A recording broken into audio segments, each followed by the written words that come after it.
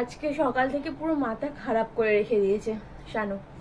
সেই সকালবেলা আজকে অনেক তাড়াতাড়ি ঘুম থেকে উঠেছি, 7টার সময় উঠে পড়েছি। আজকে রবিবার, তাও 7টার সময় ঘুম হয়ে গেছে। উঠে পড়েছি, উঠে ঘরের কাজ বাজ করে নিয়েছি।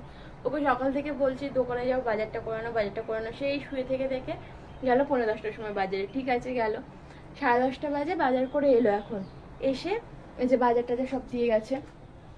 এখানে আগে দেখো, এখানে হচ্ছে পুজো দেওয়ার জন্য লাড্ডু, ধূপ, দেশলাই, বাতাসা, খেজুর, এই যে সব এনেছে।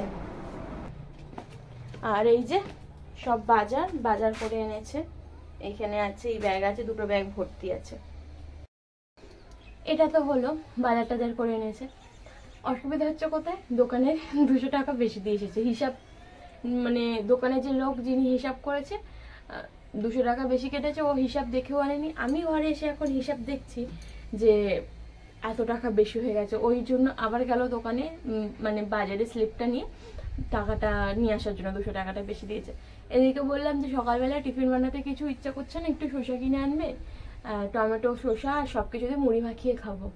যেহেতু আজকে হচ্ছে অমাবস্যা পড়েছে, নিরামিষ খাবো ভেবেছি। আর আমি এমনি অমাবস্যা পূর্ণিমায় নিরামিষই রান্না করি। আজকে রবিবার, মাংস হবে না, নিরামিষ খাবো।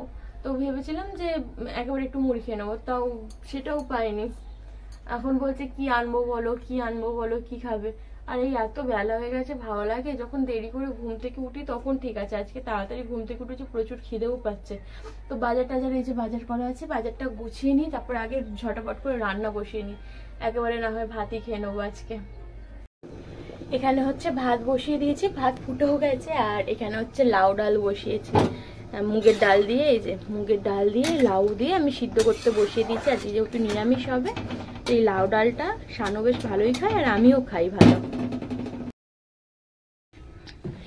এই ঝোপের মধ্যে হচ্ছে লালি বসে আছে এখন, আর লালির জন্য এই যে আইসক্রিম বেরাবে।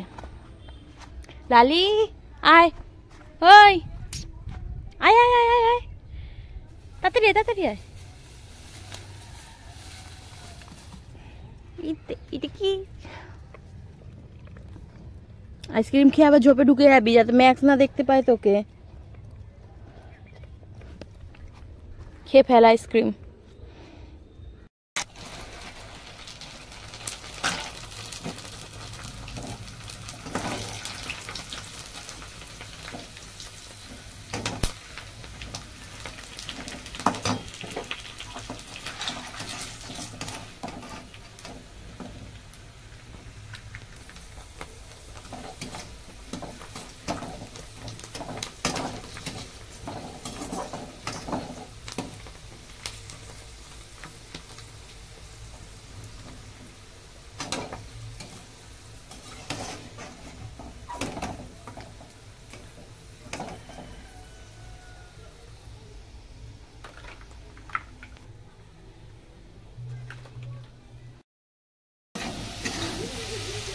পুরো ডাল করার পরে ঢ্যাঁড়স ভাজতে কড়া পুরো পুড়ে কি হয়েছে দেখো।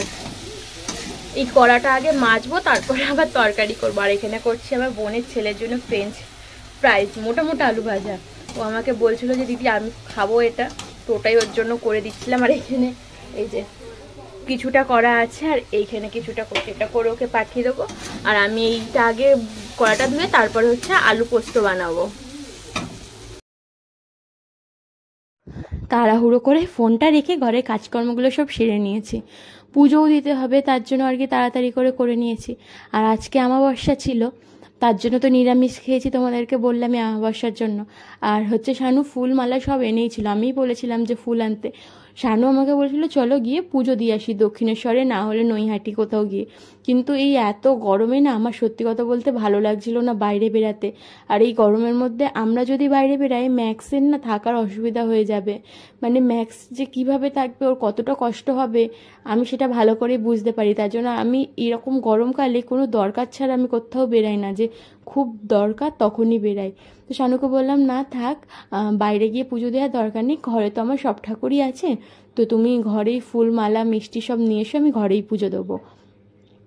তো ও নিয়ে এসেছিলো। আর আমি চেষ্টা করি অমাবস্যার পূর্ণিমার দিনগুলোতে নিরামিষ খাওয়ার, আর সবসময় তো হয়ে ওঠে না, কিন্তু এই দিনগুলোতে একটু ঠাকুরের জন্য ফল মিষ্টি ফুল মালা সব এনে পুজো করার জন্য। তো এখানে দেখো জবা ফুলের মালা এনেছে। কেন, আমার 3টে কালী ঠাকুর আছে, মানে কালী ঠাকুরের 3টে ফটো আছে, একটা দক্ষিণেশ্বরের মা ভবতারিণী, একটা নৈহাটির বড় মা, আর একটা তারাপীঠের মা তারা। এই 3টে আছে, তো 3টে জবা ফুল ছিল। আর আমি না গুগলের মধ্যে দেখছিলাম যে গণেশ ঠাকুরের কোন ফুল প্রিয়, তো সেখানে দেখলাম যে গণেশ ঠাকুরের নাকি লাল জবা খুব পছন্দের। তো গণেশ ঠাকুরের জন্য আমি লাল জবার মালা এনেছিলাম, আর বাদ বাকি সব গাঁদা ফুলের মালা এনেছিলাম। গোপালকে পরালাম, লক্ষ্মী ঠাকুরকে পরালাম, আর ওপরে হচ্ছে বজরংবলী আছে।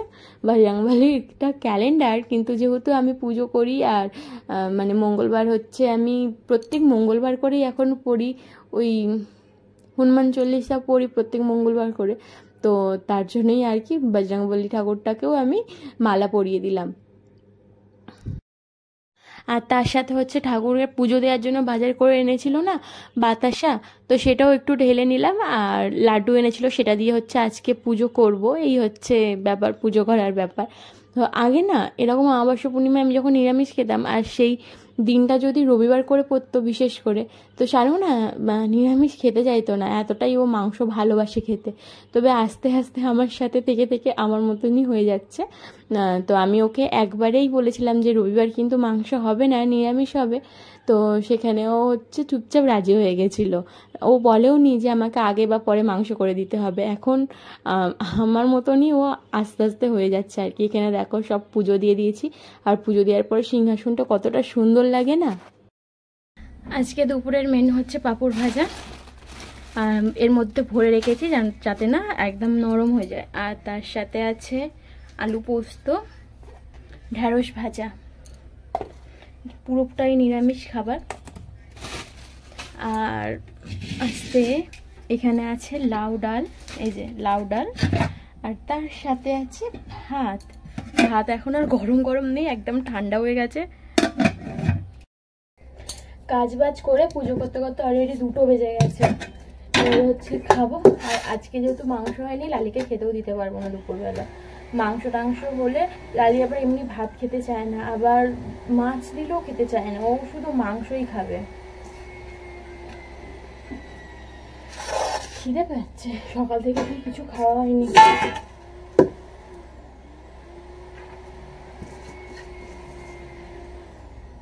আজকে দুবেলার ভাত করিনি, আজকে একবেলার মতনই ভাত করেছি। যা হবে একবেলা শেষ হবে, ও বেলা আবার রান্না করব।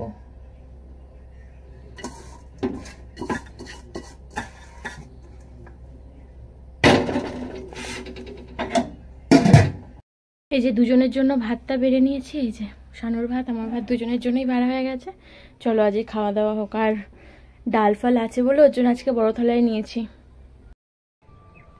বাসনটা মেজে এসে একটু বাইরে বসলাম, আর ম্যাক্স হচ্ছে ভিতর থেকে দেখছে আমাকে আমি কি করছি। বসলাম কি নিয়ে জানো তো, এই যে কাঁচা মিঠে আম নিয়ে। শানুষি আগের সপ্তাহে কাঁচা মিঠে আমগুলো এনেছে, তবে আমি টক আম ভেবে রেখে দিয়েছিলাম, ভেবেছিলাম যে টক হবে, তো খাইনি। কালকে শনিবার ছিল, কালকে ভেবেছিলাম আম ডাল করবো, মানে টক ডাল, আর যেটা মানে টক ডাল যেটা, তো ওইটা করবো ভেবে আমটা কাটতে গিয়ে আর মাথার দিকটা শুকে দেখছি যে একটুও টক টক গন্ধ বেরোচ্ছে না। তখন মনে হলো শানু ঠিকই বলছিল যে আমটা হচ্ছে হালকা মিষ্টি হালকা টক। তখন ওর কথা বিশ্বাস করিনি, আমি ভেবেছিলাম হয়তো জানে না কিছু, সেই নিয়ে বলছে। তো এখন এই কেটে নিয়ে আর কি এলাম, কেমন সাদা সাদা হয়ে যাচ্ছে যেন, যাই হোক এখন কেটে নিয়ে একটু এলাম বাইরেটা, কেন না গরম লাগছে। আজকে হচ্ছে রোদ সেরকম ওঠেনি, গরমটাও হালকাই আছে, খুব একটা গরম আছে সেটা না, তবু গরম আছে আজকে। বাইরেটা একটু আজকে হাওয়া দিচ্ছে না, পুরো থমথমে, দেখো পুরো থমথম, মানে থমথমে পরিবেশ, একটুও হাওয়া দিচ্ছে না বাইরেটা। তো আমি এই বসে বসে এটা খাবো এখানটা দিয়ে, তারপরে হচ্ছে ভিডিও এডিট করবো। এটা খেতে খেতে ভিডিওটা এডিট করে নেবো, কালকে ভিডিও এডিট করতে আমার অনেকটা দেরি হয়ে গেছিলো, তো আজকে তাড়াতাড়ি করবো।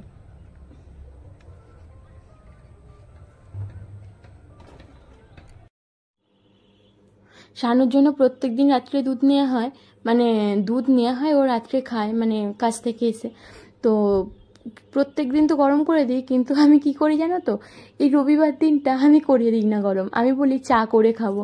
আমার দুধ চা খেতে খুব ভালো লাগে, আমি খুব ভালোবাসি। আগে তো প্রত্যেক দিনই দুধ চা খেতাম, তবে এখন হচ্ছে শরীর খারাপ হওয়ার পর থেকে আমার, তো ডাক্তার বারণ করেছে দুধ চা খেতে, তারপর থেকে আমি আর খাই না।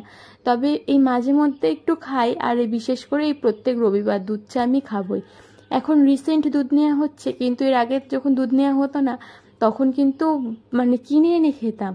তো আজকেও বলেছিলাম, তো জানো তাতে কোনো অসুবিধাই থাকে না, ওর হচ্ছে করলে করো, না করলে না করো, এরকম একটা ডোন্ট কেয়ার ব্যাপার আছে ওর। তো এখানে হচ্ছে আমি চা বসিয়ে দিয়েছি, আর একটু দুধ চা বা লাল চা যে কোনো চায়ে একটু আদা হলে বেশি ভালো লাগে খেতে, তো আদা দিয়েই বসিয়েছি। তো আজকে আর ভিডিওটা সেরকম হয়নি, এতটা পর্যন্তই আছে। চলো দেখা হবে কাল নতুন একটা ব্লগের সাথে। টাটা সবাইকে।